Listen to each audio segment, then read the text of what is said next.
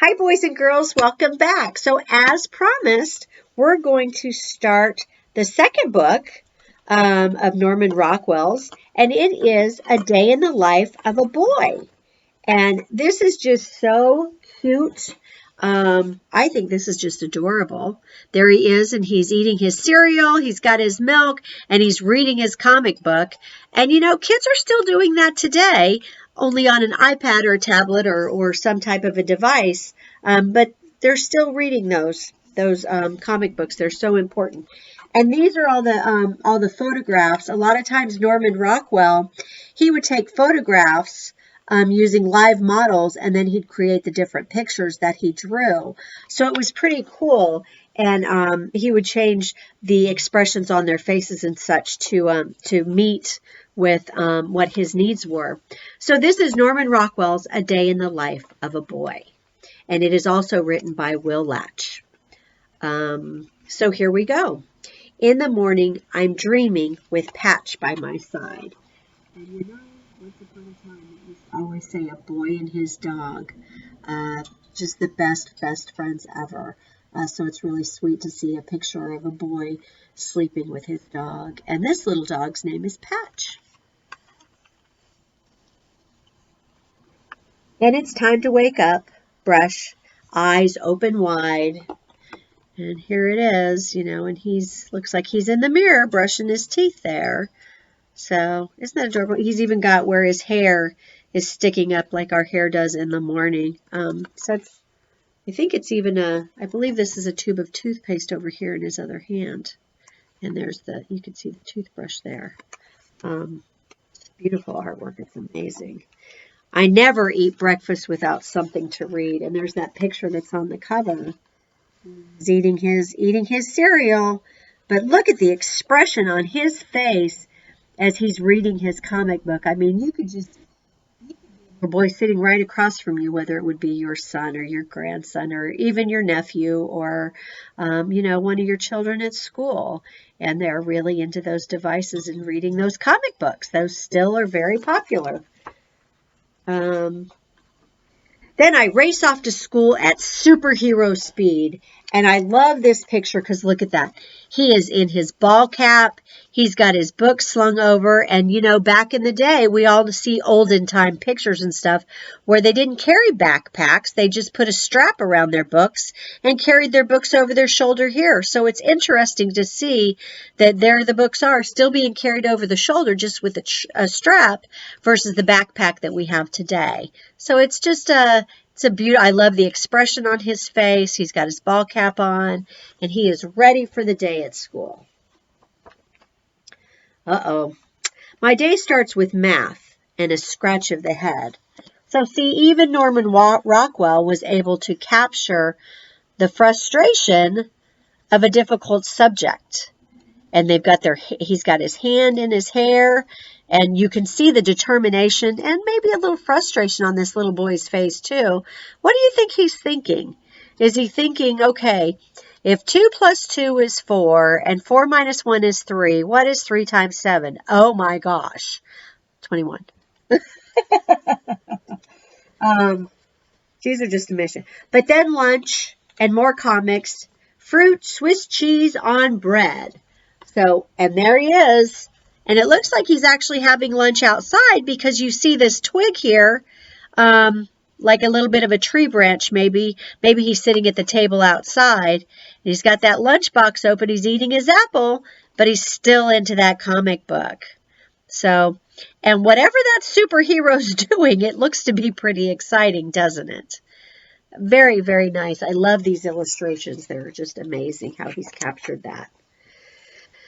Back in class, I get stuck on a difficult word, and there he is. Oh, he's concentrating so hard again, wondering maybe how to spell that word, and thinking of his age, what might that word be?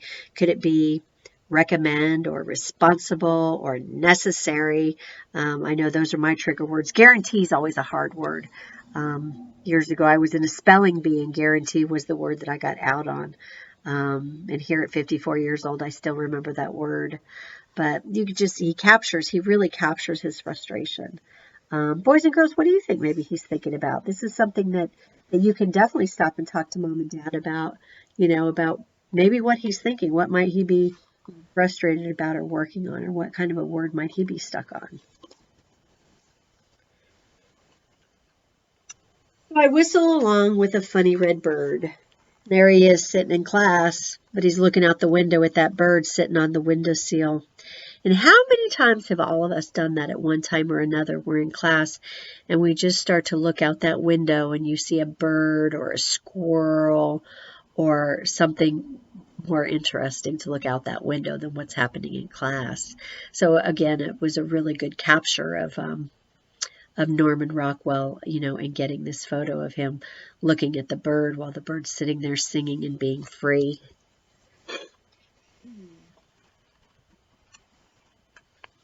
School's out, and I'm asked to stay just a bit late. So there he is. And I know this isn't something that we really do today with our kids. I don't believe anyway, but he's having to write. He's having to write on the board. And it looks like he's having to write out knowledge is power, which is something our teachers way back then used to tell us. I don't know if the teachers still say that today, but you can see him writing on the board. And oh, that poor kid, he had a rough day, didn't he? So he had to stay after school a little bit. Let's see what happens when he finally gets out. Then finally, freedom. It says baseball is great. And he's got his cap in his hand.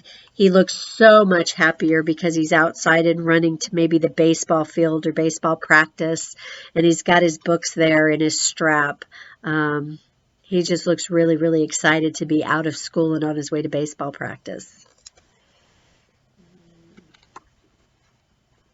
I stand at the plate and get ready to smack it. And again, look at the determination that's caught on this little boy's face as he's waiting for that ball to come. And he's got his hat kind of cricked to the side a little bit, but he is really determined when that ball comes. He's choked up on the bat a little bit. It's just behind his ear, and looks like he's really, really ready to smack it one. But the ball curves, and the other team makes a big racket. Oh, no.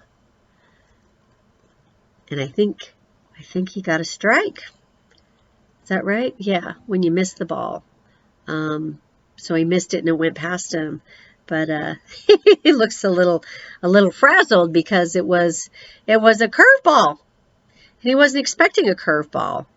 But just look at the look on that boy's face. So much fun. So much fun.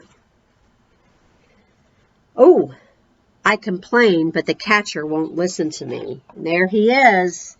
And the catcher, it looks like the catcher might be telling him he's out. And he's saying, I wasn't out. It's a really good picture, isn't it? You can see him telling him here, you're out. We all know that's the sign. You're out. That's what they give you. You're out. He might be saying, now wait a minute. I got one more shot, or it wasn't a strike, or you don't know what you're talking about.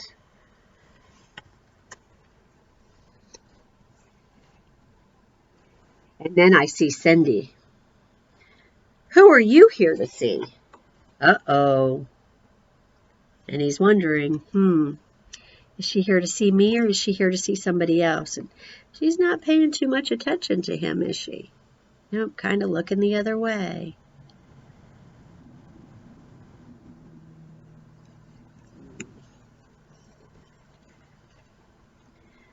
She doesn't answer, so I copy her walk.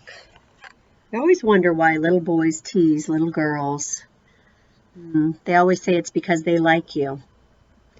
Well, maybe sometimes that is the truth. Why don't you just say, I like you? But there he is, walking like her, kind of copying her a little bit. You see, he's kind of being aloof. He's like, well, I'm not doing anything. But she sees him out of the corner of her eye there. She's watching. She's watching what he's doing. But I feel kind of stupid, so I just start to talk.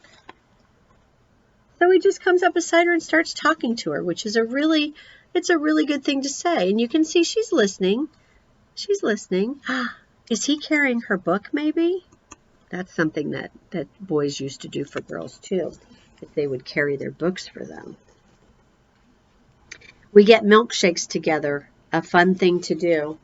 And there they are, sharing a milkshake. Isn't that awesome? Just reminders of times that have gone by, and maybe now we take our kids out and we sit with them and they get to bring a friend or something, but it certainly isn't like what it used to be. And these photographs, these drawings, they just remind us of those days that have gone by, of simpler times. How cool it would be to get to do that with a friend, right? Then share one together after slurping through two. So they had one each by themselves, and now look at that, they're sharing one together. And they're kind of paying a little more attention to each other. So cute. So cute. Again, I love how he captures the emotion in these pictures. And then he says, I head home and dress up for a big family dinner. And there he is. He's looking in the mirror and he's combing his hair real good.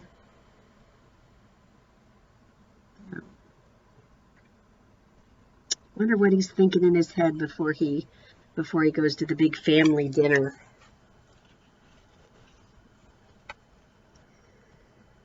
But I'm not that hungry, so Patch is the winner.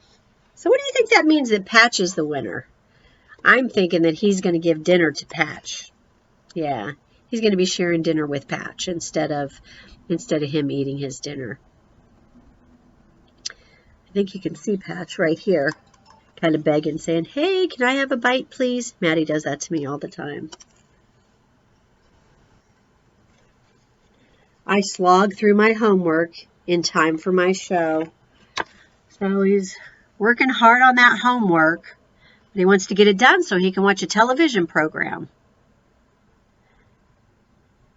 Looks like it might be difficult though, doesn't it? Look at the expression on that boy's face.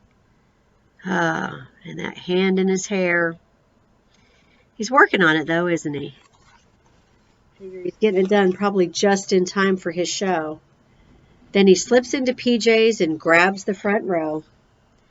And there he is. And look, there's Patch right by his side. Telling you, a boy and his dog. Not much better than that. And he's watching TV. TVs don't even look like that anymore. Such nostalgia there. Oh my gosh. At last bedtime, a stop after go, go, go. And there he and Patch are, sound asleep after a long day. And that is a day in the life of a boy. Wasn't that awesome? I loved those pictures. They were so good. I know this was a really easy book, and maybe it wasn't relevant to today's times or anything, but the artwork in these books were just so beautiful that I wanted to share it with you. So I hope you don't mind when I bring little different things into Nurse Judie's story time. I hope you enjoy them as much as I do, because I really do have a good time with it. So for this evening, I'm going to bid you good night. I hope you have sweet dreams, and I hope you have a wonderful weekend. And I will see you next time for Nurse Judie's story time. Bye-bye.